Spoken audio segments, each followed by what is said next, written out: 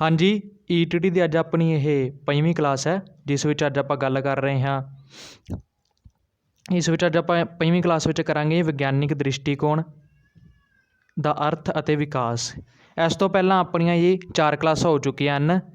4th class 'ਚ ਆਪਾਂ ਕੀਤਾ ਸੀ ਅਸੀਂ ਵਿਗਿਆਨ ਕਿਉਂ ਪੜ੍ਹਾਉਂਦੇ ਹਾਂ, ਅਤੇ 3rd ਕਲਾਸ 'ਚ ਆਪਾਂ ਕੀਤਾ ਸੀ ਵਿਗਿਆਨ ਅਰਥ ਅਤੇ ਪ੍ਰਕਿਰਤੀ, ਅਤੇ 1st ਐਂਡ 2nd ਕਲਾਸ 'ਚ ਆਪਾਂ ਇੱਕ ਸਿਲੇਬਸ ਡਿਸਕਸ਼ਨ ਅਤੇ ਪ੍ਰੀਵੀਅਸ ਈਅਰ ਪੇਪਰ ਬਾਰੇ ਗੱਲ ਕੀਤੀ ਸੀ, ਕਿੰਨੇ ਮਾਰਕਸ ਦਾ ਕਿੰਨੇ ਕੁਐਸਚਨ ਆਉਂਦੇ ਹਨ। ਜੇਕਰ ਤੁਸੀਂ ਉਹ ਵੀਡੀਓ ਨਹੀਂ ਦੇਖੀਆਂ ਹਨ ਤਾਂ ਉਹ ਜ਼ਰੂਰ ਦੇਖ ਲਿਓ ਜੀ, ਉਹ ਦੇਖਣੇ ਤੁਹਾਡੇ ਲਈ ਬਹੁਤ ਜ਼ਰੂਰੀ ਹਨ। ਚਲੋ ਸ਼ੁਰੂ ਕਰਦੇ ਹਾਂ। ਅੱਜ ਵਾਲੀ ਆਪਾਂ ਵੀਡੀਓ 5ਵੀਂ 'ਚ ਆਪਾਂ ਇਹ ਕਰਾਂਗੇ ਵਿਗਿਆਨਿਕ ਦ੍ਰਿਸ਼ਟੀਕੋਣ ਅਰਥ ਅਤੇ ਵਿਕਾਸ। ਵਿਗਿਆਨਿਕ ਦ੍ਰਿਸ਼ਟੀਕੋਣ ਅਰਥ ਅਤੇ ਵਿਕਾਸ ਹੀ ਅੱਜ ਦਾ ਆਪਣਾ ਟੋਪਿਕ। ਵਿਗਿਆਨਿਕ ਦ੍ਰਿਸ਼ਟੀਕੋਣ ਅਰਥ ਅਤੇ ਵਿਕਾਸ। ਵਿਗਿਆਨ ਸਿੱਖਿਆ ਅਤੇ ਵਿਗਿਆਨਿਕ ਦ੍ਰਿਸ਼ਟੀਕੋਣ ਦਾ ਵਿਕਾਸ ਦੋਵੇਂ ਇੱਕ ਦੂਜੇ ਦੇ ਪੂਰਕ ਹਨ। ਵਿਗਿਆਨ ਸਿੱਖਿਆ ਅਤੇ ਵਿਗਿਆਨਿਕ ਦ੍ਰਿਸ਼ਟੀਕੋਣ ਦਾ ਵਿਕਾਸ ਦੋਵੇਂ ਇੱਕ ਦੂਜੇ ਦੇ ਪੂਰਕ ਹਨ। ਇਹ ਵਿਗਿਆਨ ਸਿੱਖਿਆ ਦਾ ਸਭ ਤੋਂ ਮਹੱਤਵਪੂਰਨ ਉਦੇਸ਼ ਹੈ। ਵਿਗਿਆਨ ਸਿੱਖਿਆ ਦਾ ਇਹ ਸਭ ਤੋਂ ਮਹੱਤਵਪੂਰਨ ਉਦੇਸ਼ ਹੈ ਵਿਗਿਆਨਿਕ ਦ੍ਰਿਸ਼ਟੀਕੋਣ। ਇਸ ਵਿਗਿਆਨ ਸਿੱਖਿਆ ਅਤੇ ਵਿਗਿਆਨ ਦ੍ਰਿਸ਼ਟੀਕੋਣ ਇੱਕ ਦੂਜੇ ਦੇ ਪੂਰਕ ਹਨ, ਦੋਵੇਂ ਇੱਕ ਦੂਜੇ ਵਿੱਚ ਜੁੜੇ ਹੋਏ ਹਨ ਜੀ। ਇਹ ਵਿਗਿਆਨ ਦੀ ਸਮਾਜਿਕ ਜ਼ਿੰਮੇਵਾਰੀ ਹੈ ਕਿ ਇਹ ਅਜਿਹਾ ਉਦੇਸ਼ ਹੈ ਜਿਹੜਾ ਲੋਕਾਂ ਦੀ ਸੋਚ ਵਿੱਚ ਤਬਦੀਲੀ ਲਿਆ ਕੇ ਸਮਾਜ ਦੀ ਦਸ਼ਾ ਅਤੇ ਦਿਸ਼ਾ ਨੂੰ ਬਦਲਣ ਦੀ ਸਮਰੱਥਾ ਰੱਖਦਾ ਹੈ। ਇਸ ਲਈ ਸਿੱਖਿਆ ਨਾਲ ਜੁੜੇ ਹਰੇਕ ਵਿਅਕਤੀ ਅਤੇ ਖਾਸ ਕਰਕੇ ਵਿਗਿਆਨ ਅਧਿਆਪਕ ਲਈ ਵਿਗਿਆਨਿਕ ਦ੍ਰਿਸ਼ਟੀਕੋਣ ਦੇ ਅਰਥ, ਮਹੱਤਵ ਅਤੇ ਇਸ ਦੇ ਵਿਕਾਸ ਦੀ ਪ੍ਰਕਿਰਿਆ ਨੂੰ ਸਮਝਣਾ ਬਹੁਤ ਜ਼ਰੂਰੀ ਹੈ। ਵਿਗਿਆਨਿਕ ਦ੍ਰਿਸ਼ਟੀਕੋਣ ਇੱਕ ਵਿਆਪਕ ਅਰਥਾਂ ਵਾਲਾ ਸ਼ਬਦ ਹੈ।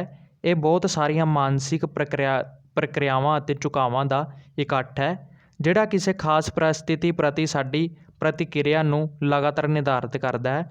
ਵਿਗਿਆਨਿਕ ਦ੍ਰਿਸ਼ਟੀਕੋਣ ਹੇਠ ਲਿਖੇ ਅਨੁਸਾਰ ਪਰਿਭਾਸ਼ਿਤ ਕੀਤਾ ਜਾ ਸਕਦਾ ਹੈ। ਹਾਂਜੀ, ਇਹ ਪਰਿਭਾਸ਼ਿਤ ਕਰਦੇ ਹਾਂ। ਪਹਿਲਾਂ ਇਸ ਤੋਂ ਪਹਿਲਾਂ ਆਪਾਂ ਦੇਖੀਏ ਕੀ ਕਿਹਾ ਇਹਨਾਂ ਨੇ। ਵਿਗਿਆਨ ਸਿੱਖਿਆ ਅਤੇ ਵਿਗਿਆਨ ਦ੍ਰਿਸ਼ਟੀਕੋਣ ਦਾ ਵਿਕਾਸ ਦੋਵੇਂ ਇੱਕ ਦੂਜੇ ਦੇ ਪੂਰਕ ਹਨ। ਇਹ ਵਿਗਿਆਨ ਸਿੱਖਿਆ ਦਾ ਸਭ ਤੋਂ ਮਹੱਤਵਪੂਰਨ ਉਦੇਸ਼ ਹੈ। ਇਹ ਵਿਗਿਆਨ ਦੀ ਸਮਾਜਿਕ ਜ਼ਿੰਮੇਵਾਰੀ ਹੈ। ਇਹ ਅਜਿਹਾ ਉਦੇਸ਼ ਹੈ ਜਿਹੜਾ ਲੋਕਾਂ ਦੀ ਸੋਚ ਵਿੱਚ ਤਬਦੀਲੀ ਲਿਆ ਕੇ ਸਮਾਜ ਦੀ ਦਸ਼ਾ ਅਤੇ ਦਿਸ਼ਾ ਨੂੰ ਬਦਲਣ ਦੀ ਸਮਰੱਥਾ ਰੱਖਦਾ ਹੈ।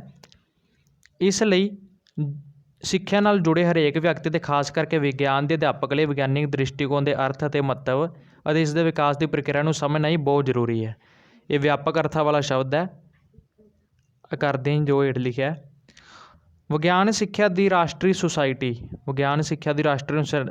ਦੇ ਅਨੁਸਾਰ ਵਿਗਿਆਨਿਕ ਦ੍ਰਿਸ਼ਟੀਕੋਣ ਵਿੱਚ ਉਦਾਰਚਿਤਤਾ, ਸਹੀ ਗਿਆਨ ਪ੍ਰਾਪਤੀ ਦੀ ਇੱਛਾ, ਗਿਆਨ ਪ੍ਰਾਪਤੀ ਦੀ ਪ੍ਰਕਿਰਿਆ ਵਿੱਚ ਵਿਸ਼ਵਾਸ ਅਤੇ ਇਹ ਆਸ ਕਿ ਕਿਸੇ ਸਮੱਸਿਆ ਦਾ ਹੱਲ ਨਿਰਲਿਖਤ ਗਿਆਨ ਦੀ ਵਰਤੋਂ ਨਾਲ ਹੀ ਹੋ ਸਕਦਾ ਸ਼ਾਮਲ ਹਨ। ਵਿਗਿਆਨ ਸਿੱਖਿਆ ਦੀ ਰਾਸ਼ਟਰੀ ਸੁਸਾਇਟੀ ਨੇ ਜੋ ਇਸ ਦੀ ਪਰਿਭਾਸ਼ਾ ਦਿੱਤੀ ਹੈ, ਵਿਗਿਆਨਿਕ ਦ੍ਰਿਸ਼ਟੀਕੋਣ ਵਿੱਚ ਉਦਾਰਚਿਤਤਾ, ਸਹੀ ਗਿਆਨ ਪ੍ਰਾਪਤੀ ਦੀ ਇੱਛਾ, ਗਿਆਨ ਪ੍ਰਾਪਤੀ ਦੀ ਪ੍ਰਕਿਰਿਆ ਵਿੱਚ ਵਿਸ਼ਵਾਸ ਅਤੇ ਇਹ ਆਸ ਕਿ ਕਿਸੇ ਸਮੱਸਿਆ ਦਾ ਹੱਲ ਨਿਰਲਿਖਤ ਗਿਆਨ ਦੀ ਵਰਤੋਂ ਨਾਲ ਹੀ ਹੋ ਸਕਦਾ ਜੀ। ਇਸ ਬਾਰੇ ਇਹਨਾਂ ਨੇ ਪਰਿਭਾਸ਼ਾ ਦਿੱਤੀ ਹੈ। ਇਸ ਵਿੱਚ ਕੀ ਹੈ ਜੀ, ਦ੍ਰਿਸ਼ਟੀਕੋਣ ਵਿੱਚ ਉਦਾਰਚਿਤਤਾ ਹੋਣੀ ਚਾਹੀਦੀ ਇੱਕ ਤਾਂ। ਉਸ ਤੋਂ ਬਾਅਦ ਦੇਖੋ ਤੁਸੀਂ, ਸਹੀ ਗਿਆਨ ਪ੍ਰਾਪਤੀ ਦੀ ਇੱਛਾ, ਗਿਆਨ ਪ੍ਰਾਪਤੀ ਦੀ ਪ੍ਰਕਿਰਿਆ ਵਿੱਚ ਵਿਸ਼ਵਾਸ ਅਤੇ ਇਹ ਆਸ ਕਿ ਕਿਸੇ ਸਮੱਸਿਆ ਦਾ ਹੱਲ ਨਿਰਲਿਖਤ ਗਿਆਨ ਦੀ ਵਰਤੋਂ ਨਾਲ ਹੀ ਹੋ ਸਕਦਾ ਜੀ। ਇਹ ਇਸ ਦੀ ਪਰਿਭਾਸ਼ਾ ਹੈ। ਵਿਗਿਆਨਿਕ ਦ੍ਰਿਸ਼ਟੀਕੋਣ ਰੱਖਣ ਵਾਲੇ ਵਿਅਕਤੀ ਦੇ ਲੱਛਣ ਜੋ ਆਪਣੇ ਪਿਛਲੇ ਪ੍ਰਸ਼ਨ ਵਿੱਚ ਵੀ ਆਇਆ ਸੀ ਜੀ। ਕਿਸੇ ਵੀ ਵਿਅਕਤੀ ਦਾ ਦ੍ਰਿਸ਼ਟੀਕੋਣ ਉਸ ਦੇ ਵਿਵਹਾਰ ਵਿੱਚ ਝਲਕਦਾ ਹੈ। ਦ੍ਰਿਸ਼ਟੀਕੋਣ ਦਾ ਅਮਰ ਵਿਅਕਤੀ ਦੀ ਗੱਲਬਾਤ ਵਿਅਕਤੀ ਦੀ ਗੱਲਬਾਤ, ਵਿਚਾਰਾਂ ਅਤੇ ਪ੍ਰਕਿਰਿਆ ਵਿੱਚੋਂ ਸਾਫ਼ ਨਜ਼ਰ ਆਉਂਦਾ ਹੈ। ਸੋ ਇਹ ਸਾਡੇ ਸੁਭਾਅ ਅਤੇ ਵਿਵਹਾਰ ਦੀ ਵਿਸ਼ੇਸ਼ਤਾ ਹੈ। ਵਿਗਿਆਨਿਕ ਦ੍ਰਿਸ਼ਟੀਕੋਣ ਰੱਖਣ ਵਾਲੇ ਵਿਅਕਤੀਆਂ ਦੀਆਂ ਵਿਸ਼ੇਸ਼ਤਾਵਾਂ, ਗੁਣ ਜਾਂ ਲੱਛਣ ਹੇਠ ਲਿਖੇ ਅਨੁਸਾਰ ਹਨ। ਇੱਕ ਤਾਂ ਇਹ ਉਦਾਰਚਿਤ ਹੁੰਦੇ ਹਨ ਜੋ ਵਿਗਿਆਨਿਕ ਦ੍ਰਿਸ਼ਟੀਕੋਣ ਰੱਖਦੇ ਹਨ, ਜਿਗਿਆਸੂ ਹੁੰਦੇ ਹਨ, ਕਿਊਰੀਅਸ ਹੁੰਦੇ ਹਨ, ਬੌਧਿਕ ਤੌਰ 'ਤੇ ਇਮਾਨਦਾਰ ਹੁੰਦੇ ਹਨ, ਨਿਰਪੱਖ ਹੁੰਦੇ ਹਨ, ਸੰਦੇਹਵਾਦੀ ਹੁੰਦੇ ਹਨ, ਸਿਰਜਣਾਤਮਕ ਹੁੰਦੇ ਹਨ, ਦ੍ਰਿੜ ਨਿਸ਼ਚੇ ਵਾਲੇ ਹੁੰਦੇ ਹਨ, ਆਲੋਚਨਾਤਮਕ ਹੁੰਦੇ ਹਨ ਅਤੇ ਸਬੂਤਾਂ ਲਈ ਸਤਿਕਾਰ ਰੱਖਣ ਵਾਲੇ ਹੁੰਦੇ ਹਨ ਜੀ। ਪ੍ਰੀਖਣ ਦੀ ਰਿਪੋਰਟਿੰਗ ਪ੍ਰਤੀ ਇਮਾਨਦਾਰ ਹੁੰਦੇ ਨੇ। ਇਹ ਪਿਛਲੇ ਆਪਣੇ ਪ੍ਰਸ਼ਨ 'ਚ ਆਇਆ ਸਾਰਾ ਉਹੀ ਹੈ ਜੀ। ਹੁਣ ਦੇਖੋ ਵਿਗਿਆਨਿਕ ਦ੍ਰਿਸ਼ਟੀਕੋਣ ਦਾ ਵਿਕਾਸ ਅਤੇ ਇਸ ਵਿੱਚ ਅਧਿਆਪਕ ਦੀ ਕੋਈ ਭੂਮਿਕਾ। 10 ਨੰਬਰ 'ਚ ਇਹ ਕੁਐਸਚਨ ਆ ਸਕਦਾ ਹੈ, ਵਿਗਿਆਨਿਕ ਦ੍ਰਿਸ਼ਟੀਕੋਣ ਦੇ ਵਿਕਾਸ ਵਿੱਚ ਅਧਿਆਪਕ ਦੀ ਕੀ ਭੂਮਿਕਾ ਹੈ। ਵਿਗਿਆਨ ਸਿੱਖਿਆ ਦਾ ਸਭ ਤੋਂ ਮਹੱਤਵਪੂਰਨ ਅਤੇ ਪਹਿਲਾ ਉਦੇਸ਼ ਵਿਦਿਆਰਥੀਆਂ ਵਿੱਚ ਵਿਗਿਆਨਿਕ ਦ੍ਰਿਸ਼ਟੀਕੋਣ ਦਾ ਵਿਕਾਸ ਕਰਨਾ। ਸਭ ਤੋਂ ਮਹੱਤਵਪੂਰਨ ਅਤੇ ਪਹਿਲਾ ਉਦੇਸ਼ ਕੀ ਹੈ, ਵਿਦਿਆਰਥੀਆਂ ਵਿੱਚ ਵਿਗਿਆਨਿਕ ਦ੍ਰਿਸ਼ਟੀਕੋਣ ਦਾ ਵਿਕਾਸ ਕਰਨਾ ਹੈ। ਦ੍ਰਿਸ਼ਟੀਕੋਣ ਕਿਸੇ ਵੀ ਵਸਤੂ, ਵਿਚਾਰ, ਘਟਨਾ ਜਾਂ ਵਿਅਕਤੀ ਆਦਿ ਬਾਰੇ ਸੋਚਣ ਅਤੇ ਮਹਿਸੂਸ ਕਰਨ ਦਾ ਤਰੀਕਾ ਹੈ। ਇਹ ਸਾਡੀ ਸ਼ਖਸੀਅਤ ਦਾ ਇੱਕ ਅੰਦਰੂਨੀ ਗੁਣ ਹੈ ਜਿਹੜਾ ਸਾਡੇ ਵਰਤੀਰੇ ਰਾਹੀਂ ਪ੍ਰਗਟ ਹੁੰਦਾ ਹੈ। ਇਹ ਕੋਈ ਜਨਮਜਾਤ ਗੁਣ ਨਹੀਂ ਹੈ। ਦ੍ਰਿਸ਼ਟੀਕੋਣ ਸਾਡੇ ਉੱਪਰ ਵਾਤਾਵਰਨ ਦੇ ਪ੍ਰਭਾਵ ਦਾ ਸਿੱਟਾ ਹੁੰਦਾ ਹੈ। ਭਾਵ ਘਰ, ਪਰਿਵਾਰ, ਸਕੂਲ, ਸਮਾਜ ਆਦਿ ਵਿੱਚ ਵਿਚਰਦਿਆਂ ਸਾਡੇ ਦ੍ਰਿਸ਼ਟੀਕੋਣ ਬਣਦੇ ਹਨ ਅਤੇ ਬਦਲਦੇ ਰਹਿੰਦੇ ਹਨ। ਲਓ ਜੀ, ਪਹਿਲਾਂ ਇਹਨਾਂ ਨੇ ਦ੍ਰਿਸ਼ਟੀਕੋਣ ਬਾਰੇ ਦੱਸਿਆ। ਦ੍ਰਿਸ਼ਟੀਕੋਣ ਕਿਸੇ ਵੀ ਵਸਤੂ ਜਾਂ ਵਿਚਾਰ ਜਾਂ ਘਟਨਾ ਇੱਕ ਵਿਅਕਤੀ ਬਾਰੇ ਸੋਚਣ ਅਤੇ ਮਹਿਸੂਸ ਕਰਨ ਦਾ ਤਰੀਕਾ ਜੀ। ਹਰੇਕ ਵਿਅਕਤੀ ਦਾ ਆਪਣਾ ਆਪਣਾ ਦ੍ਰਿਸ਼ਟੀਕੋਣ ਹੁੰਦਾ ਹੈ। ਕੋਈ ਕਿਸੇ ਚੀਜ਼ ਨੂੰ ਸਹੀ ਕਹਿੰਦਾ ਜੀ, ਕੋਈ ਕਿਸੇ ਚੀਜ਼ ਨੂੰ ਸਹੀ ਕਹਿੰਦਾ, ਅਤੇ ਕਈਆਂ ਨੂੰ ਕੋਈ ਚੀਜ਼ ਗਲਤ ਲੱਗਦੀ ਅਤੇ ਕਈਆਂ ਨੂੰ ਕੋਈ ਚੀਜ਼ ਗਲਤ ਲੱਗਦੀ ਹੈ ਜੀ। ਇਸ ਲਈ ਹਰੇਕ ਵਿਅਕਤੀ ਦਾ ਆਪਣਾ ਆਪਣਾ ਦ੍ਰਿਸ਼ਟੀਕੋਣ ਹੈ ਜੋ ਆਪਣੇ ਅੰਦਰ ਹੁੰਦਾ ਹੈ। ਇਹ ਆਪਣੇ ਵਾਤਾਵਰਨ ਇਸ ਨੂੰ ਪ੍ਰਭਾਵਿਤ ਕਰਦਾ ਹੈ। ਜੋ ਸਾਡਾ ਆਲਾ ਦੁਆਲਾ ਹੈ, ਭਾਵ ਘਰ, ਪਰਿਵਾਰ, ਸਕੂਲ, ਸਮਾਜ ਆਦਿ ਵਿੱਚ ਵਿਚਰਦਿਆਂ ਸਾਡੇ ਦ੍ਰਿਸ਼ਟੀਕੋਣ ਬਣਦੇ ਰਹਿੰਦੇ ਹਨ ਅਤੇ ਬਦਲਦੇ ਰਹਿੰਦੇ ਹਨ। ਕਿਸੇ ਵੀ ਵਿਅਕਤੀ ਦਾ ਦ੍ਰਿਸ਼ਟੀਕੋਣ ਬਦਲਿਆ ਜਾ ਸਕਦਾ ਹੈ। ਇਸੇ ਕਰਕੇ ਵਿਗਿਆਨ ਦੀ ਸਿੱਖਿਆ ਵਿੱਚ ਵਿਦਿਆਰਥੀਆਂ ਵਿੱਚ ਵਿਗਿਆਨਿਕ ਦ੍ਰਿਸ਼ਟੀਕੋਣ ਦੇ ਵਿਕਾਸ ਉੱਤੇ ਸ਼ੁਰੂ ਤੋਂ ਹੀ ਜ਼ੋਰ ਦਿੱਤਾ ਜਾਂਦਾ ਜੀ। ਤਾਂ ਕਰਕੇ ਜੋ ਸ਼ੁਰੂ ਤੋਂ ਹੀ ਜ਼ੋਰ ਦਿੱਤਾ ਜਾਂਦਾ ਵਿਗਿਆਨਿਕ ਦ੍ਰਿਸ਼ਟੀਕੋਣ ਦੇ ਵਿਕਾਸ ਉੱਤੇ ਵਿਦਿਆਰਥੀਆਂ ਵਿੱਚ। ਵਰਤਮਾਨ ਉੱਤਰ ਸੋਚ ਦੇ ਦੌਰ ਵਿੱਚੋਂ ਜਦੋਂ ਸਾਡੇ ਕੋਲ ਸੂਚਨਾਵਾਂ ਹੜ੍ਹ ਵਾਂਗ ਆ ਰਹੀਆਂ ਹਨ, ਪਰ ਮੀਡੀਆ ਆਪਣੀ ਅਸਲ ਮਕਸਦ ਤੋਂ ਭਟਕਦਾ ਜਾ ਰਿਹਾ ਹੈ। ਦੰਭੀ ਅਤੇ ਫਰੇਬੀ ਕਿਸਮ ਦੇ ਲੋਕ ਆਮ ਜਨਤਾ ਨੂੰ ਵਹਿਮਾਂ, ਭਰਮਾਂ ਅਤੇ ਪਖੰਡ ਵਿੱਚ ਫਸਾ ਕੇ ਗੁੰਮਰਾਹ ਕਰ ਰਹੇ ਹਨ। ਵਿਗਿਆਨਿਕ ਦ੍ਰਿਸ਼ਟੀਕੋਣ ਦੀ ਲੋੜ ਪਹਿਲਾਂ ਨਾਲੋਂ ਵੀ ਜ਼ਿਆਦਾ ਮਹਿਸੂਸ ਹੋਣ ਲੱਗੀ ਹੈ। ਠੀਕ ਹੈ ਜੀ। ਸੋ ਵਿਦਿਆਰਥੀਆਂ ਵਿੱਚ ਵਿਗਿਆਨਿਕ ਦ੍ਰਿਸ਼ਟੀਕੋਣ ਦਾ ਵਿਕਾਸ ਕਰਨਾ ਸਮੇਂ ਦੀ ਲੋੜ ਬਣ ਚੁੱਕੀ ਹੈ। ਵਿਗਿਆਨ ਅਧਿਆਪਕ ਇਸ ਕੰਮ ਵਿੱਚ ਅਹਿਮ ਭੂਮਿਕਾ ਨਿਭਾ ਸਕਦਾ ਹੈ ਅਤੇ ਉਸ ਨੂੰ ਇਹ ਜ਼ਰੂਰ ਹੀ ਨਿਭਾਉਣੀ ਚਾਹੀਦੀ ਹੈ। ਸ਼੍ਰੇਣੀ ਵਿੱਚ ਵਿਗਿਆਨ ਦਾ ਅਧਿਆਪਕ ਕਰਦੇ ਸਮੇਂ, ਸਕੂਲ ਵਿੱਚ ਬੱਚਿਆਂ ਨਾਲ ਵਿਚਰਦੇ ਸਮੇਂ ਹੇਠਲੀਆਂ ਕੁਝ ਗੱਲਾਂ ਨੂੰ ਧਿਆਨ ਵਿੱਚ ਰੱਖਿਆ ਜਾਵੇ ਤਾਂ ਵਿਦਿਆਰਥੀਆਂ ਵਿੱਚ ਵਿਗਿਆਨਿਕ ਦ੍ਰਿਸ਼ਟੀਕੋਣ ਦਾ ਵਿਕਾਸ ਕੀਤਾ ਜਾ ਸਕਦਾ ਹੈ। ਵਹਿਮਾਂ, ਭਰਮਾਂ ਅਤੇ ਅੰਧ ਵਿਸ਼ਵਾਸ ਦਾ ਅਧਿਐਨ। ਵਹਿਮਾਂ ਭਰਮਾਂ। ਹਰ ਸਮਾਜ ਵਿੱਚ ਬਹੁਤ ਸਾਰੇ ਵਹਿਮ, ਭਰਮ ਅਤੇ ਅੰਧ ਵਿਸ਼ਵਾਸ ਹੁੰਦੇ ਹਨ ਜੋ ਆਪਣੇ ਵੀ ਸਮਾਜ ਵਿੱਚ ਵੀ ਫੈਲੇ ਹੋਏ ਹਨ। ਇਹ ਅੰਧ ਵਿਸ਼ਵਾਸ ਪੀੜ੍ਹੀ ਦਰ ਪੀੜ੍ਹੀ ਸੰਚਾਰਿਤ ਹੁੰਦੇ ਰਹਿੰਦੇ ਹਨ, ਜੋ ਪਹਿਲਾਂ ਤੋਂ ਚੱਲਦੇ ਆ ਰਹੇ ਸਨ ਅਤੇ ਹੁਣ ਵੀ ਚੱਲਦੇ ਹਨ ਜੀ। ਵਿਗਿਆਨਿਕ ਦ੍ਰਿਸ਼ਟੀਕੋਣ ਦੇ ਵਿਕਾਸ ਵਿੱਚ ਸਭ ਤੋਂ ਵੱਡਾ ਰੋੜਾ ਬਣਦੇ ਹਨ ਜੀ। ਸਾਡੇ ਦੇਸ਼ ਵਿੱਚ ਵੀ ਭੂਤਾਂ, ਪ੍ਰੇਤਾਂ, ਆਤਮਾਵਾਂ, ਦਿਨਾਂ ਵਾਰਾਂ, ਕੁਦਰਤੀ ਵਰਤਾਰਿਆਂ ਜਿਵੇਂ ਗ੍ਰਹਿਣ, ਭੂਚਾਲ, ਤੂਫਾਨ ਆਦਿ, ਸ਼ਗਨ, ਅਪਸ਼ਗਨ, ਸਮਾਜਿਕ ਮਾਨਤਾਵਾਂ ਜਿਵੇਂ ਗ੍ਰਹਿਣ ਚਾਲ, ਟੇਵੇਂ, ਕੁੰਡਲੀਆਂ, ਜੰਤਰਾਂ, ਮੰਤਰਾਂ, ਧਾਗੇ, ਤਵੀਤਾਂ, ਵਰਤਾਂ, ਜਨਮ ਮਰਨ ਦੇ ਸੰਸਕਾਰਾਂ ਆਦਿ ਦੇ ਰੂਪ ਵਿੱਚ ਬਹੁਤ ਵੱਡੀ ਗਿਣਤੀ ਵਿੱਚ ਅੰਧ ਵਿਸ਼ਵਾਸ ਅਤੇ ਕਰਮ ਕਾਂਡ ਪ੍ਰਚਲਿਤ ਹਨ। ਇਹਨਾਂ ਨੇ ਸਮਾਜ ਦੀ ਸੋਚ ਨੂੰ ਹੀ ਪੂਰੀ ਤਰ੍ਹਾਂ ਗ੍ਰਸਿਆ ਹੋਇਆ ਹੈ।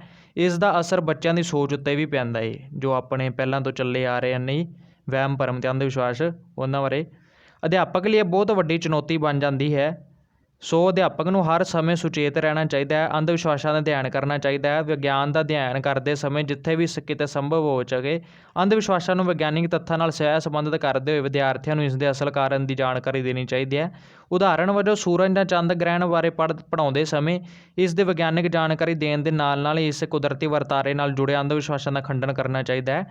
ਇਸ ਨਾਲ ਜੁੜੀਆਂ ਮਨ ਘੜਤ ਕਹਾਣੀਆਂ ਨੂੰ ਨਕਾਰਨਾ ਚਾਹੀਦਾ ਹੈ। ਬੱਚਿਆਂ ਦੇ ਮਨ ਵਿੱਚੋਂ ਡਰ ਨੂੰ ਕੱਢਣ ਦਾ ਯਤਨ ਕਰਨਾ ਚਾਹੀਦਾ ਹੈ।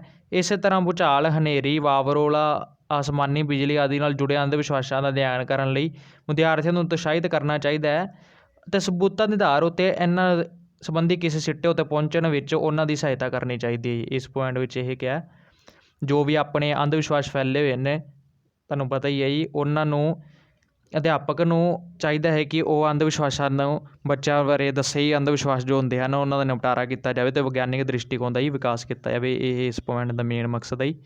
ਦੂਸਰਾ ਹੀ ਸ਼੍ਰੇਣੀ ਕਮਰੇ ਦਾ ਢੁਕਵਾਂ ਵਾਤਾਵਰਨ। ਸ਼੍ਰੇਣੀ ਕਮਰੇ ਦਾ ਹੀ ਢੁਕਵਾਂ ਵਾਤਾਵਰਨ ਹੋਣਾ ਚਾਹੀਦਾ। ਵਿਗਿਆਨਿਕ ਦ੍ਰਿਸ਼ਟੀਕੋਣ ਦੇ ਵਿਕਾਸ ਲਈ ਇਹ ਜ਼ਰੂਰੀ ਹੈ ਕਿ ਸ਼੍ਰੇਣੀ ਕਮਰੇ ਦਾ ਵਾਤਾਵਰਨ ਪੂਰੀ ਤਰ੍ਹਾਂ ਲੋਕਤੰਤਰੀ ਹੋਵੇ, ਜਿੱਥੇ ਵਿਦਿਆਰਥੀ ਸੁਖੇਵਾਂ ਮਹਿਸੂਸ ਕਰਨ ਅਤੇ ਖੁੱਲ੍ਹ ਕੇ ਆਪਣੇ ਵਿਚਾਰ ਪੇਸ਼ ਕਰ ਸਕਣ। ਅਧਿਆਪਕ ਅਤੇ ਵਿਦਿਆਰਥੀਆਂ ਵਿਚਕਾਰ ਸਤਿਕਾਰ ਭਰਿਆ ਦੋਸਤਾਨਾ ਸੰਬੰਧ ਹੋਵੇ। ਅਧਿਆਪਕ ਆਪਣੀ ਮਰਜ਼ੀ ਨੂੰ ਬੱਚਿਆਂ ਉੱਪਰ ਜਬਰੀ ਨਾ ਠੋਸੇ, ਫਤਵੇ ਨਾ ਦੇਵੇ। ਹਰ ਵਿਦਿਆਰਥੀ ਨੂੰ ਬਰਾਬਰ ਦਾ ਮੌਕਾ ਮਿਲੇ। ਅਧਿਆਪਕ ਵਿਦਿਆਰਥੀਆਂ ਨੂੰ ਪ੍ਰਸ਼ਨ ਕਰਨ ਲਈ ਉਤਸ਼ਾਹਿਤ ਕਰੇ ਅਤੇ ਉਹਨਾਂ ਦੇ ਪ੍ਰਸ਼ਨਾਂ ਨੂੰ ਖੁੱਲ੍ਹੇ ਦਿਲ ਨਾਲ ਸਵੀਕਾਰ ਕਰੇ। ਇਸ ਤੋਂ ਇਲਾਵਾ ਸ਼੍ਰੇਣੀ ਕਮਰੇ ਵਿੱਚ ਲੱਗੇ ਹੋਏ ਚਾਰਟ, ਤਸਵੀਰਾਂ, ਕੰਧਾਂ ਉੱਤੇ ਲਿਖੇ ਵਿਚਾਰਾਂ ਵਿੱਚੋਂ ਵਿਗਿਆਨਿਕ ਦ੍ਰਿਸ਼ਟੀਕੋਣ ਦੀ ਝਲਕ ਮਿਲਦੀ ਹੋਵੇ। ਸੋ ਕੁੱਲ ਮਿਲਾ ਕੇ ਸ਼੍ਰੇਣੀ ਕਮਰੇ ਦਾ ਵਾਤਾਵਰਨ ਅਜਿਹਾ ਹੋਵੇ ਜਿਹੜਾ ਵਿਗਿਆਨਿਕ ਦ੍ਰਿਸ਼ਟੀਕੋਣ ਦੇ ਵਿਕਾਸ ਵਿੱਚ। ਹਾਂਜੀ, ਸ਼੍ਰੇਣੀ ਕਮਰੇ ਦਾ ਢੁਕਵਾਂ ਵਾਤਾਵਰਨ ਆਪਾਂ ਪੁਆਇੰਟ ਦੀ ਗੱਲ ਕੀਤੀ ਹੈ। ਸ਼੍ਰੇਣੀ ਕਮਰੇ ਦਾ ਢੁਕਵਾਂ ਵਾਤਾਵਰਨ ਮਤਲਬ ਜੀ ਕੁਛ ਵੀ, ਜਿਵੇਂ ਆਪਾਂ ਕੋਈ ਵੀ ਚਾਰਟ ਜਾਂ ਤਸਵੀਰਾਂ ਲੱਗੀਆਂ ਹੋਣ ਸ਼੍ਰੇਣੀ ਕਮਰੇ ਵਿੱਚ ਵਿਗਿਆਨੀਆਂ ਦੀਆਂ, ਤਾਂ ਉਹਨਾਂ ਨਾਲ ਬੱਚੇ ਦੇ ਜੋ ਵਿਦਿਆਰਥੀ ਦੇ ਸਿਰ 'ਤੇ ਦਿਮਾਗ ਵਿੱਚ ਬਹੁਤ ਹੀ ਵਿਗਿਆਨਿਕ ਦ੍ਰਿਸ਼ਟੀਕੋਣ ਦਾ ਵਿਕਾਸ ਹੁੰਦਾ। ਉਸ ਨਾਲ ਜੋ ਵੀ ਤਸਵੀਰਾਂ ਉਹ ਵੇਖਦਾ ਅਲੱਗ-ਅਲੱਗ ਵਿਗਿਆਨੀਆਂ ਦਾ, ਅਤੇ ਉਸ ਦੇ ਵਿੱਚ ਵੀ ਉਹਨਾਂ ਨੂੰ ਜਾਗਰੂਕਤਾ ਪੈਦਾ ਹੁੰਦੀ ਹੈ ਉਹਨਾਂ ਨੂੰ ਜਾਣਨ ਦੀ ਹੀ। ਸ਼੍ਰੇਣੀ ਕਮਰੇ ਢੁਕਵੇਂ ਵਾਤਾਵਰਨ 6 ਪੁਆਇੰਟ ਦੀ ਗੱਲ ਹੈ। ਅਗਲਾ ਦੇਖੋ ਜੀ, ਥਰਡ ਪੁਆਇੰਟ, ਪਾਠ ਪੁਸਤਕ ਕਿਰਿਆਵਾਂ ਦਾ ਸੰਗਠਨ। ਧਿਆਨ ਨਾਲ ਸੁਚੇਤ ਹੋ ਕੇ ਸੰਗਠਿਤ ਕੀਤੀਆਂ ਹੋਈਆਂ ਪਾਠ ਸਹਾਇਕ ਕਿਰਿਆਵਾਂ ਵਿਗਿਆਨਿਕ ਦ੍ਰਿਸ਼ਟੀਕੋਣ ਦੇ ਵਿਕਾਸ ਵਿੱਚ ਸਹਾਈ ਸਿੱਧ ਹੁੰਦੀਆਂ ਹਨ। ਵਿਗਿਆਨ ਅਧਿਆਪਕ ਪ੍ਰਦਰਸ਼ਨੀਆਂ, ਵਿਗਿਆਨ ਮੇਲੇ, ਵਿੱਦਿਆ ਯਾਤਰਾ, ਵਿਗਿਆਨ ਉਪਕਰਨਾਂ ਦਾ ਨਿਰਮਾਣ, ਕੁਇਜ਼, ਕਾਰਜਸ਼ਾਲਾ ਅਤੇ ਸੈਮੀਨਾਰਾਂ ਆਦਿ ਦਾ ਸੰਗਠਨ ਵਿਦਿਆਰਥੀਆਂ ਦੀ ਭਾਗੀਦਾਰੀ ਰਾਹੀਂ ਕਰ ਸਕਦੇ ਹਾਂ। ਵਿਗਿਆਨ ਅਤੇ ਵਿਗਿਆਨੀਆਂ ਨਾਲ ਸੰਬੰਧਿਤ ਦਿਨ ਸਕੂਲ ਵਿੱਚ ਮਨਾਏ ਜਾਣੇ ਚਾਹੀਦੇ ਹਨ। ਵਿਗਿਆਨਿਕ ਦ੍ਰਿਸ਼ਟੀਕੋਣ ਉੱਤੇ ਸਪੈਸ਼ਲ ਸੈਮੀਨਾਰ ਅਤੇ ਚਰਚਾਵਾਂ ਦਾ ਪ੍ਰਬੰਧ ਕਰਨਾ ਚਾਹੀਦਾ ਹੈ। ਇਹਨਾਂ ਵਿੱਚ ਵਿਦਿਆਰਥੀਆਂ ਦੇ ਨਾਲ ਨਾਲ ਬਾਹਰੋਂ ਮਾਹਿਰ ਵਿਅਕਤੀਆਂ ਨੂੰ ਬੁਲਾ ਕੇ ਉਹਨਾਂ ਦੇ ਭਾਸ਼ਣ ਕਰਵਾਉਣੇ ਚਾਹੀਦੇ ਹਨ। ਵਿਦਿਆਰਥੀਆਂ ਨੂੰ ਉਹਨਾਂ ਨਾਲ ਅੰਤਰ-ਕਿਰਿਆ ਦਾ ਮੌਕਾ ਦੇਣਾ ਚਾਹੀਦਾ ਹੈ। ਹਾਂਜੀ, ਪਾਠ ਸਹਾਇਕ ਕਿਰਿਆਵਾਂ ਦਾ ਸੰਗਠਨ। ਧਿਆਨ ਨਾਲ ਸੁਚੇਤ ਹੋ ਕੇ ਸੰਗਠਿਤ ਕੀਤੀਆਂ ਹੋਈਆਂ ਪਾਠ ਸਹਾਇਕ ਕਿਰਿਆਵਾਂ ਵਿਗਿਆਨਿਕ ਦ੍ਰਿਸ਼ਟੀਕੋਣ ਦੇ ਵਿਕਾਸ ਵਿੱਚ ਸਹਾਈ ਸਿੱਧ ਹੁੰਦੀਆਂ ਹਨ। ਜੋ ਵੀ ਪਾਠ ਸਹਾਇਕ ਕਿਰਿਆਵਾਂ ਜਿਵੇਂ ਵਿਗਿਆਨਿਕ ਉਪਕਰਨਾਂ ਨਿਰਮਾਣ, ਪ੍ਰਦਰਸ਼ਨੀਆਂ ਲਵਾਉਣੀਆਂ, ਕੁਇਜ਼ ਲਵਾਉਣੀਆਂ, ਇਹਨਾਂ ਨਾਲ ਵੀ ਵਿਗਿਆਨਿਕ ਦ੍ਰਿਸ਼ਟੀਕੋਣ ਦਾ ਹੀ ਵਿਕਾਸ ਹੁੰਦਾ ਹੈ। ਭਾਸ਼ਣ ਲਵਾਉਣੇ, ਇਹ ਸਭ ਕੁਛ ਹੀ। ਵਿਗਿਆਨਿਕ ਸਾਹਿਤ ਦਾ ਅਧਿਐਨ। ਵਿਗਿਆਨਿਕ ਸਾਹਿਤ ਹੈ ਜੋ ਉਸ ਦਾ ਅਧਿਐਨ ਬਾਰੇ ਦੱਸਿਆ ਗਿਆ ਜੀ। ਵਿਗਿਆਨਿਕ ਸਾਹਿਤ ਦਾ ਅਧਿਐਨ ਵਿਗਿਆਨਿਕ ਦ੍ਰਿਸ਼ਟੀਕੋਣ ਦੇ ਵਿਕਾਸ ਵਿੱਚ ਸੰਦਰਭ ਵਿੱਚ ਹੋਈਆਂ ਖੋਜਾਂ ਇਹ ਦੱਸਦੀਆਂ ਹਨ ਕਿ ਜਿਹੜੇ ਵਿਦਿਆਰਥੀ ਵਿਗਿਆਨ ਪਾਠ ਪੁਸਤਕਾਂ ਤੋਂ ਇਲਾਵਾ ਵਿਗਿਆਨਿਕ ਕਿਤਾਬਾਂ ਅਤੇ ਸਾਹਿਤ ਵੀ ਪੜ੍ਹਦੇ ਹਨ, ਉਹਨਾਂ ਵਿੱਚ ਵਿਗਿਆਨਿਕ ਦ੍ਰਿਸ਼ਟੀਕੋਣ ਦੇ ਵਿਕਾਸ ਦੀ ਸੰਭਾਵਨਾ ਕਿਤੇ ਜ਼ਿਆਦਾ ਵੱਧ ਜਾਂਦੀ ਹੈ। ਸੋ ਵਿਗਿਆਨ ਅਧਿਆਪਕ ਨੂੰ ਚਾਹੀਦਾ ਹੈ ਕਿ ਉਹ ਅਜਿਹੀ ਸਮੱਗਰੀ ਦਾ ਪ੍ਰਬੰਧ ਕਰੇ ਜੋ ਬੱਚਿਆਂ ਨੂੰ ਜਾਣਕਾਰੀ ਦੇਵੇ ਅਤੇ ਪੜ੍ਹਨ ਲਈ ਉਤਸ਼ਾਹਿਤ ਕਰੇ। ਸਕੂਲ ਦੀ ਲਾਇਬ੍ਰੇਰੀ ਵਿੱਚ ਅਜਿਹਾ ਸਾਹਿਤ ਹੋਣਾ ਲਾਜ਼ਮੀ ਬਣਾਇਆ ਜਾਵੇ। ਸ਼ੁਰੂ ਵਿੱਚ ਬੱਚਿਆਂ ਨੂੰ ਅਜਿਹੀਆਂ ਅਸਾਈਨਮੈਂਟ ਵੀ ਦਿੱਤੀਆਂ ਜਾ ਸਕਦੀਆਂ ਹਨ ਜਿਨ੍ਹਾਂ ਵਿੱਚ ਪਾਠ ਪੁਸਤਕ ਤੋਂ ਇਲਾਵਾ ਦੂਜੀਆਂ ਕਿਤਾਬਾਂ ਜਾਂ ਸਮੱਗਰੀ ਦੀ ਲੋੜ ਪੈਂਦੀ ਹੋਵੇ। ਅਧਿਆਪਕ ਨੂੰ ਖੁਦ ਨੂੰ ਵੀ ਅਜਿਹੀਆਂ ਕਿਤਾਬਾਂ ਪੜ੍ਹਨੀਆਂ ਚਾਹੀਦੀਆਂ ਹਨ। ਆਪਣੇ ਅਨੁਭਵਾਂ ਨੂੰ ਵਿਦਿਆਰਥੀਆਂ ਨਾਲ ਸਾਂਝਾ ਕਰਨਾ ਚਾਹੀਦਾ ਹੈ। ਪ੍ਰਯੋਗਸ਼ਾਲਾ ਦੀ ਭਰਪੂਰ ਵਰਤੋਂ। ਵਿਗਿਆਨ ਅਧਿਆਪਨ ਵਿੱਚ ਪ੍ਰਯੋਗਸ਼ਾਲਾ ਦਾ ਮਹੱਤਵਪੂਰਨ ਸਥਾਨ ਹੈ। ਇਹ ਇੱਕ ਅਜਿਹੀ ਸਥਾਨ ਹੈ ਜਿੱਥੇ ਵਿਦਿਆਰਥੀ ਵਿਗਿਆਨ ਦੀਆਂ ਸਮੱਸਿਆਵਾਂ ਜਾਂ ਪ੍ਰਸ਼ਨਾਂ ਨੂੰ ਆਪਣੇ ਹੱਥੀਂ ਹੱਲ ਕਰਦੇ ਹਨ। ਅਧਿਆਪਕ ਨੂੰ ਚਾਹੀਦਾ ਹੈ ਕਿ ਉਹ ਪ੍ਰਯੋਗਸ਼ਾਲਾ ਦੀ ਪੂਰੀ ਵਰਤੋਂ ਨੂੰ ਸੁਨਿਸ਼ਚਿਤ ਕਰੇ। ਅਧਿਐਨ ਕਰਦੇ ਸਮੇਂ ਵਿਦਿਆਰਥੀਆਂ ਸਾਹਮਣੇ ਅਜਿਹੀ ਸਮੱਸਿਆ ਰੱਖੇ ਜਿਸ ਦਾ ਹੱਲ ਪ੍ਰਯੋਗਸ਼ਾਲਾ ਵਿੱਚ ਤਜਰਬਾਕਾਰੀ ਰਾਹੀਂ ਨਿਕਲਦਾ ਹੋਵੇ। ਅਧਿਆਪਕ ਵਿਦਿਆਰਥੀਆਂ ਦੇ ਉਪਕਰਨਾਂ ਦੀ ਚੋਣ ਕਰਨ, ਸੈੱਟ ਕਰਨ, ਪ੍ਰੀਖਣ ਕਰਨ, ਅੰਕੜੇ ਇਕੱਤਰ ਕਰਨ, ਸਿੱਟੇ ਕੱਢਣ, ਸੰਚਾਰ ਕਰਨ ਦੀ ਪ੍ਰਕਿਰਿਆ ਵਿੱਚ ਸਹਾਇਤਾ ਕਰੇ। ਪ੍ਰਯੋਗਸ਼ਾਲਾ ਵਿੱਚ ਰਵਾਇਤੀ ਤਰੀਕੇ ਦੀ ਥਾਂ ਨਿਰਮਾਣਵਾਦੀ ਤਰੀਕਿਆਂ ਦੀ ਵਰਤੋਂ ਕੀਤੀ ਚਾਹੀਦੀ ਹੈ ਜੋ ਵਿਦਿਆਰਥੀ ਸਿਰਫ ਸਿਧਾਂਤਕ ਗਿਆਨ ਦੀ ਪੁਸ਼ਟੀ ਹੀ ਨਾ ਕਰਨ ਸਗੋਂ ਇੱਕ ਪ੍ਰਕਿਰਿਆ ਵਿੱਚੋਂ ਗੁਜ਼ਰਦੇ ਹੋਏ ਖੁਦ ਸਿੱਟੇ ਤੱਕ ਪਹੁੰਚਣ, ਆਪਣੇ ਗਿਆਨ ਦਾ ਨਿਰਮਾਣ ਖੁਦ ਕਰਨ। ਸਿੱਟੇ ਵਜੋਂ ਉਹਨਾਂ ਵਿੱਚ ਆਲੋਚਨਾਤਮਕ ਸੋਚ ਦਾ ਵਿਕਾਸ ਹੋਵੇਗਾ। ਇਹ ਸੋਚ ਵਿਗਿਆਨਿਕ ਦ੍ਰਿਸ਼ਟੀਕੋਣ ਦੇ ਵਿਕਾਸ ਵਿੱਚ ਸਹਾਇਕ ਸਿੱਧ ਹੋਵੇਗੀ। ਹਾਂਜੀ, ਪ੍ਰਯੋਗਸ਼ਾਲਾ ਦੀ ਭਰਪੂਰ ਵਰਤੋਂ ਜੀ। ਪ੍ਰਯੋਗਸ਼ਾਲਾ ਦੀ ਭਰਪੂਰ ਵਰਤੋਂ ਬਾਰੇ ਦੱਸਿਆ ਕਿ ਜੋ ਵੀ ਆਪਣੇ ਲੈਬ ਹੈ ਉਹਨਾਂ ਦੀ ਵਰਤੋਂ ਬਾਰੇ ਦੱਸਿਆ ਜਾਵੇ। ਵਿਦਿਆਰਥੀਆਂ ਨੂੰ ਲੈਬ ਵਿੱਚ ਲੈ ਕੇ ਜਾਇਆ ਜਾਵੇ, ਵੱਖ-ਵੱਖ ਉਪਕਰਨ ਦਿਖਾਏ ਜਾਣ ਤਾਂ ਜੋ ਉਹਨਾਂ ਵਿੱਚ ਵਿਗਿਆਨਿਕ ਦ੍ਰਿਸ਼ਟੀਕੋਣ ਦਾ ਵਿਕਾਸ ਹੋਵੇ।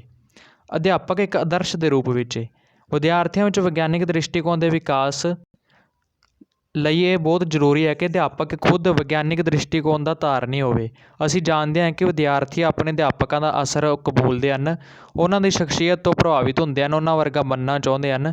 ਸੋ ਜੇਕਰ ਅਧਿਆਪਕ ਖੁਦ ਹੀ ਵਹਿਮਾਂ ਭਰਮਾਂ ਅੰਧ ਵਿਸ਼ਵਾਸਾਂ ਵਿੱਚ ਫਸਿਆ ਹੋਇਆ ਹੈ, ਗਲ ਵਿੱਚ ਧਾਗੇ ਤਵੀਤੇ ਤੇ ਉਂਗਲਾਂ ਵਿੱਚ ਨੱਗ ਪਾਈ ਫਿਰਦਾ ਹੈ, ਕਾਰ ਵਿਹਾਰ ਵਿੱਚ ਤੱਥ ਵਾਰ ਸ਼ੁਭ ਅਸ਼ੁਭ ਸ਼ਗਨ ਅਪਸ਼ਗਨ ਆਦਿ ਦੇ ਚੱਕਰਾਂ ਵਿੱਚ ਫਸਿਆ ਹੋਇਆ ਹੈ, ਤਾਂ ਇਹ ਆਸ ਰੱਖਣੀ ਫਜ਼ੂਲ ਹੈ ਕਿ ਉਸ ਦੇ ਵਿਦਿਆਰਥੀਆਂ ਵਿੱਚ ਵਿਗਿਆਨਿਕ ਦ੍ਰਿਸ਼ਟੀਕੋਣ ਦਾ ਵਿਕਾਸ ਹੋ ਜਾਵੇਗਾ। ਸੋ ਵਿਗਿਆਨਿਕ ਅਧਿਆਪਕ ਨੂੰ ਚਾਹੀਦਾ ਹੈ ਕਿ ਉਹ ਖੁਦ ਨੂੰ ਵਿਗਿਆਨ ਦ੍ਰਿਸ਼ਟੀਕੋਣ ਦਾ ਧਾਰਨੀ ਬਣਾਵੇ ਅਤੇ ਵਿਦਿਆਰਥੀਆਂ ਦੇ ਸਾਹਮਣੇ ਮਿਸਾਲ ਪੇਸ਼ ਕਰੇ। ਹਾਂਜੀ, ਆਪਾਂ ਇਹ 6 ਪੁਆਇੰਟ ਕੀਤੇ। ਇੱਕ ਵਾਰੀ ਫਿਰ ਥੋੜ੍ਹਾ ਜਿਹਾ ਦੁਬਾਰਾ ਤੋਂ ਰਿਵਾਈਜ਼ ਕਰ ਲਈਏ ਵਿਗਿਆਨਿਕ ਦ੍ਰਿਸ਼ਟੀਕੋਣ ਦੇ। ਪਹਿਲਾਂ ਹੀ ਵਹਿਮਾਂ ਭਰਮਾਂ ਅਤੇ ਅੰਧ ਵਿਸ਼ਵਾਸਾਂ ਦਾ ਅਧਿਐਨ। ਜੋ ਵੀ ਆਪਣੇ ਸਮਾਜ ਵਿੱਚ ਵਹਿਮ ਭਰਮ ਫੈਲੇ ਹੋਏ ਆ, ਅੰਧ ਵਿਸ਼ਵਾਸ ਫੈਲੇ ਹੋਏ ਆ, ਉਹਨਾਂ ਦਾ ਅਧਿਐਨ ਕਰਕੇ ਉਹਨਾਂ ਨੂੰ ਦੂਰ ਕਰਨ ਲਈ ਬੱਚਿਆਂ ਨੂੰ ਪ੍ਰੇਰਿਤ ਕੀਤਾ ਜਾਵੇ ਅਤੇ ਵਿਗਿਆਨਿਕ ਦ੍ਰਿਸ਼ਟੀਕੋਣ ਦਾ ਵਿਕਾਸ ਕੀਤਾ ਜਾਵੇ। ਪਹਿਲੇ ਪੁਆਇੰਟ ਵਿੱਚ ਇਹ ਸੀ।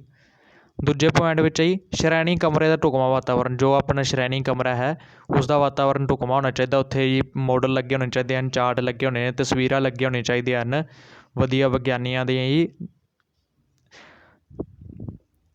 ਪਾਠ ਸਹਾਇਕ ਕਿਰਿਆਵਾਂ ਦਾ ਸੰਗਠਨ। ਜੋ ਪਾਠ ਪੁਸਤਕ ਤੋਂ ਇਲਾਵਾ ਹੀ ਪਾਠ ਸਹਾਇਕ ਕਿਰਿਆਵਾਂ ਜੋ ਭਾਸ਼ਣ, ਪ੍ਰਦਰਸ਼ਨੀਆਂ, ਮੇਲੇ, ਵਿੱਦਿਅਕ ਯਾਤਰਾ, ਵਿਗਿਆਨਿਕ ਉਪਕਰਨਾਂ ਨਿਰਮਾਣ, ਕੁਇਜ਼, ਸੈਮੀਨਾਰ ਆਦਿ ਜੀ, ਇਹ ਸਭ ਸਕੂਲਾਂ ਵਿੱਚ ਕਰਵਾਏ ਜਾਣ ਤਾਂ ਕਿ ਵਿਗਿਆਨਿਕ ਦ੍ਰਿਸ਼ਟੀਕੋਣ ਦਾ ਵਿਕਾਸ ਹੋ ਸਕੇ। ਵਿਗਿਆਨਿਕ ਸਾਹਿਤ ਦਾ ਅਧਿਐਨ। ਇਕੱਲੀਆਂ ਪਾਠ ਪੁਸਤਕਾਂ ਤੋਂ ਇਲਾਵਾ ਹੋਰ ਵੀ ਵਿਗਿਆਨਿਕ ਸਾਹਿਤ ਜੋ ਵਿਗਿਆਨਿਕ ਮੈਗਜ਼ੀਨਾਂ ਜਾਂ ਨੋਵਲ ਹਨ ਉਹਨਾਂ ਨੂੰ ਪੜ੍ਹਿਆ ਜਾਵੇ ਤਾਂ ਬੱਚਿਆਂ ਵਿੱਚ ਵਿਗਿਆਨਿਕ ਦ੍ਰਿਸ਼ਟੀਕੋਣ ਦਾ ਵਿਕਾਸ ਜ਼ਿਆਦਾ ਹੋਵੇਗਾ ਜੀ। ਪ੍ਰਯੋਗਸ਼ਾਲਾ ਦੀ ਭਰਪੂਰ ਵਰਤੋਂ। ਪ੍ਰਯੋਗਸ਼ਾਲਾ ਜੋ ਹੈ ਲੈਬ, ਉਸ ਦੀ ਜ਼ਿਆਦਾ ਵਰਤੋਂ ਕੀਤੀ ਜਾਵੇ। ਉੱਥੇ ਵਿਦਿਆਰਥੀਆਂ ਨੂੰ ਜਾ ਕੇ ਉਹ ਵੱਖ-ਵੱਖ ਉਪਕਰਨ ਦਿਖਾਏ ਜਾਣ, ਉਹਨਾਂ ਨੂੰ ਫਾਰਮੂਲੇ ਦਿਖਾਏ ਜਾਣ ਜਾਂ ਉਹਨਾਂ ਨੂੰ ਕੋਈ ਵੀ ਪ੍ਰਯੋਗ ਕਰਕੇ ਦਿਖਾਏ ਜਾਣ ਤਾਂ ਉਹਨਾਂ ਵਿੱਚ ਵਿਗਿਆਨਿਕ ਦ੍ਰਿਸ਼ਟੀਕੋਣ ਦਾ ਜ਼ਿਆਦਾ ਵਿਕਾਸ ਹੋਵੇਗਾ। ਅਧਿਆਪਕ ਇੱਕ ਆਦਰਸ਼ ਦੇ ਰੂਪ ਵਿੱਚ ਅਧਿਆਪਕ ਹੀ ਆਦਰਸ਼ ਦੇ ਰੂਪ ਹੋਣਾ ਚਾਹੀਦਾ ਹੈ।